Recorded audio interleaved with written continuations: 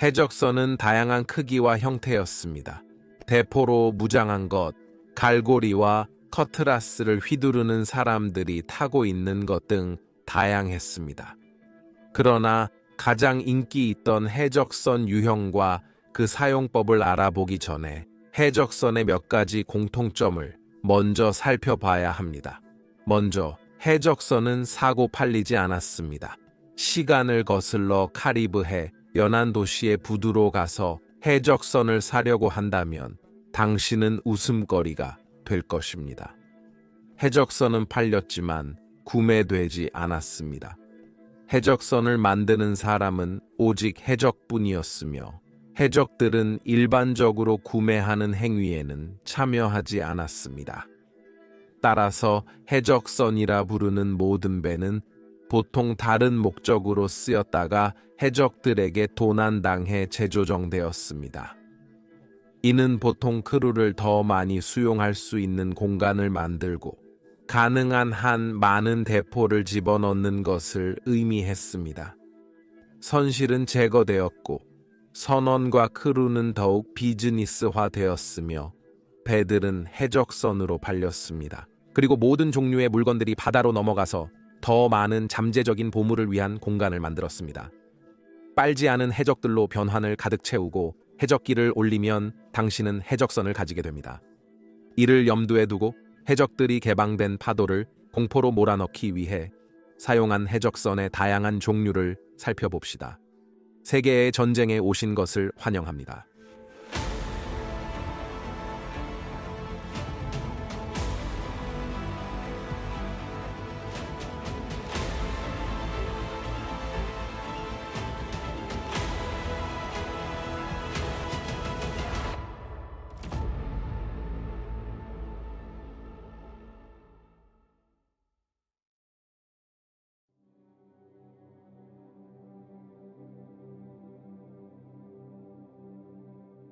슬룹은 16세기와 17세기 동안 해적의 황금 시대의 가장 일반적인 선택이었습니다.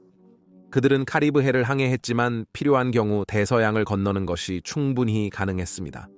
상대적으로 쉽게 만들어진 단독 마스트 슬룹은 일반적으로 카리브해 자체에서 건설되었고 마찬가지로 해적의 짓에 쉽게 적응했습니다. 큰보우 스프릿 슬룹의 선수에서 연장된 빔, 은 슬룹이 캔버스 면적을 늘렸음을 의미했습니다. 더 많은 세일 커버리지, 더 많은 바람 활용, 더 많은 기동성. 슬룹의 큰 장점은 속도와 제어력이었습니다. 작지만 최대 100톤 18개의 대포를 가질 수 있는 슬룹은 빠르게 만들어져 최대 10노트의 속도로 다가갈 수 있었습니다. 이로 인해 해적들은 어떤 상선에도 실제로 가까이 다가갈 수 있었으며 배의 바닥까지 빨리 가져갈 수 있었습니다. 상선 선원들의 냄새를 맡는 이 작고 민첩한 선박의 선원들은 더 잘 준비된 선원들을 만날 경우 항복이나 후퇴를 선택할 수 있습니다. 얕은 흙파기로 인해 더 잘 무장한 큰 선박들이 접근하기 어려운 모래 해안 부분에 도달할 수 있었습니다.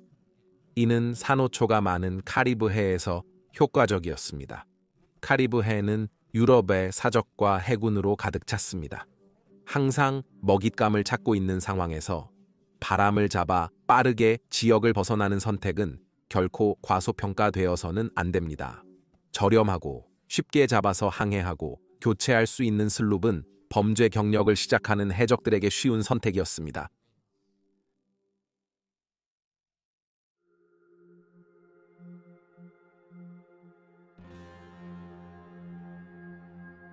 카리브해와 대서양의 해적들이 가장 선호하는 것 중 하나입니다. 두 개의 도시대를 가진 스쿠너도 마찬가지였습니다.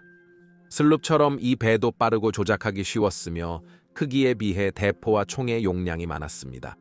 좁은 선체와 더욱 얕은 흙바닥 덕분에 스쿠너는 적들로부터 도망치기 위해 얕은 강구에 쉽게 숨을 수 있었습니다.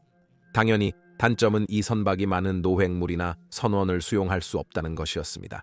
그럼에도 불구하고 스쿠너는 빠른 공격에 완벽했으며 뛰어넘을 수 있었습니다. 기업가적인 해적 선장과 그의 선원들의 손에 있을 때 그들은 실제로 무서운 선박이었습니다.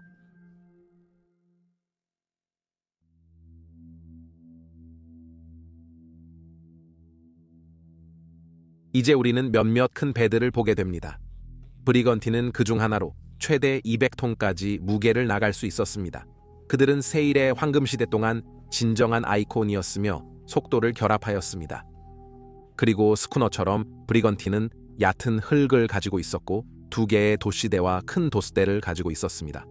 하지만 슬룹과 스쿠너와는 달리 브리건티는 선체 내에 대포를 배치할 수 있는 충분한 공간을 가진 큰 배였습니다.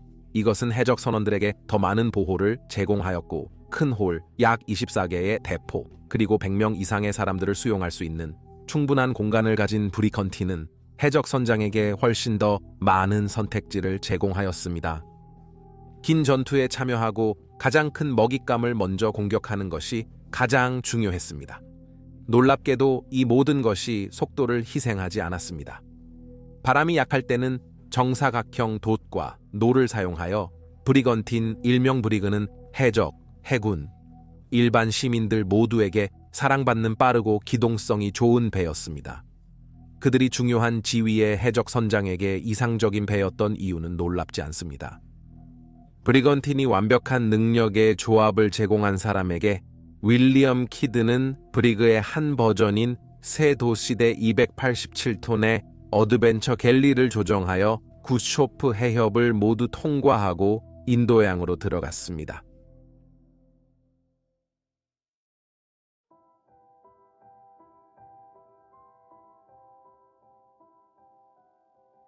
정사각형 돛을 가진 배들은 대부분 큰 상인선들을 포획한 것이며 그들의 큰 정사각형 돛과 3개의 돛대로 식별되었습니다. 싸울 수 있는 선박으로 설계되지 않았던 그들의 무게와 큰 화물실은 그들이 느리고 다루기 어렵다는 것을 의미했습니다. 이런 배들은 대개 1000버든톤 이상이었고 그들의 민첩성 부족으로 인해 해적들은 첫 번째 선택으로 정사각형 돛을 가진 배를 선택할 가능성이 적었습니다. 하지만 궁지에 몰리면 그들은 훨씬 더 나쁜 상황을 만들 수 있었습니다. 정사각형 돛을 가진 배들은 큰 양의 노획물을 훔치는 데 좋았고 깊은 바다를 쉽게 항해할 수 있었습니다. 또한 그들은 대서양 노예 거래에서 널리 사용되어 설탕에서 명가지, 인간 노예까지 모든 것을 운반했기 때문에 개방된 바다에서 매우 흔하게 찾을 수 있었습니다. 그들은 또한 크게 보였습니다. 당시 해군에서는 크다는 것이 나쁜 것이었습니다. 당신의 배 크기를 모두가 망원경으로 볼 수 있습니다. 항구 쪽에 가짜 대포 몇 개를 그리면 상인들이 왼쪽, 오른쪽, 중앙에서 모두 화물을 항복하게 됩니다. 결국 나쁘지 않아요. 그들의 인상적인 위협 요소로 인해 그들은 정기적으로 해적 함대에 참여하게 되었습니다.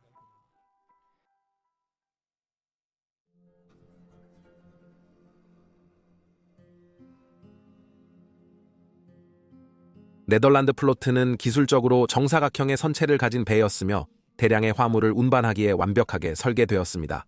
이 배는 대형 크기와 갤리처럼 디자인된 것을 결합하였습니다.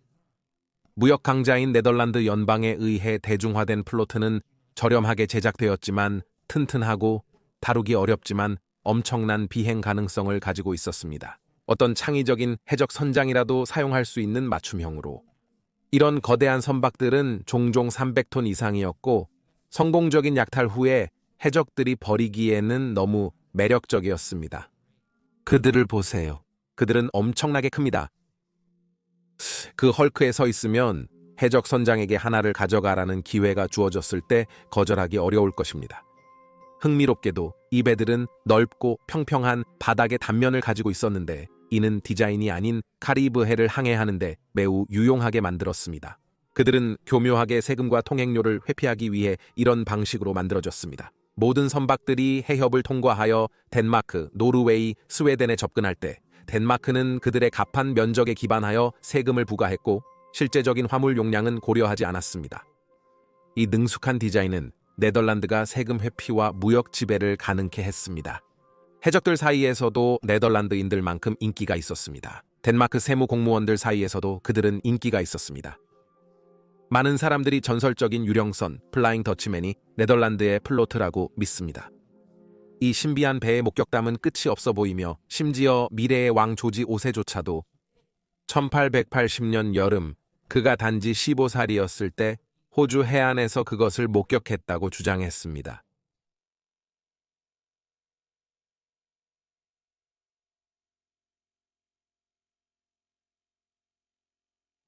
당신이 기다리고 있던 것이 분명 이것일 것입니다.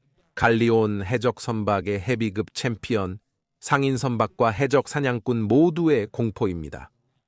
스페인 디자인의 갈리온은 대형 화물을 운반하면서도 대포로 자신을 방어할 수 있는 필요성을 결합했습니다. 이 선박들은 종종 붕괴되는 제국들과 신세계에 노예화된 사람들로부터 빼앗은 은과 금으로 가득 찼고 그들이 끌어들이는 주목을 방어할 필요가 있었습니다. 왜냐하면 그들이 끌어들이는 주목은 엄청났기 때문입니다. 대서양에서 더 위험하고 더욱 찾고자 하는 상이 없었습니다.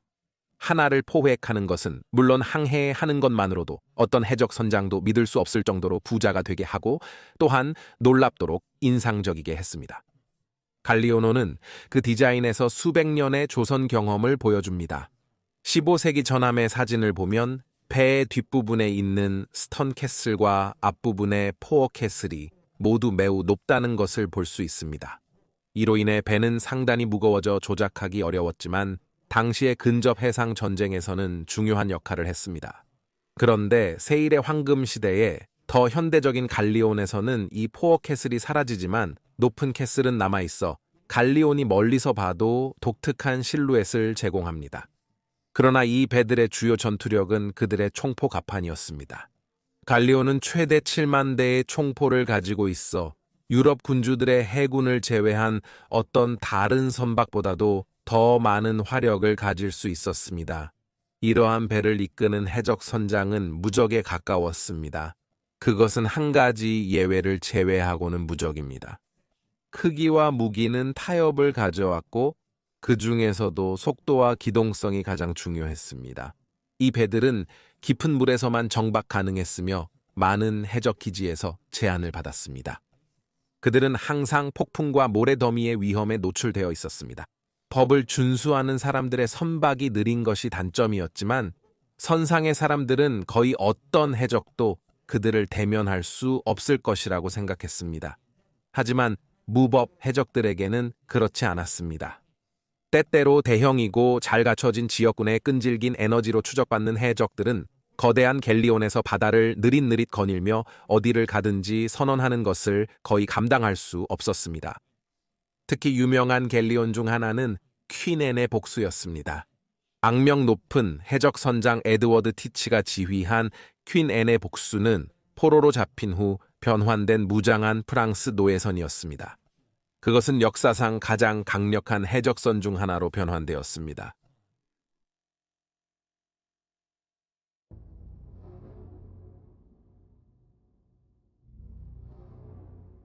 매우 작은 배에 대해 큰 문제였고 결국 프리게이트에 도달했습니다.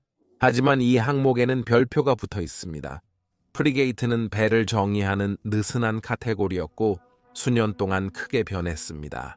년들 18세기의 프리게이트와 19세기의 것을 비교해보고 다시 한번 21세기의 것을 살펴보세요.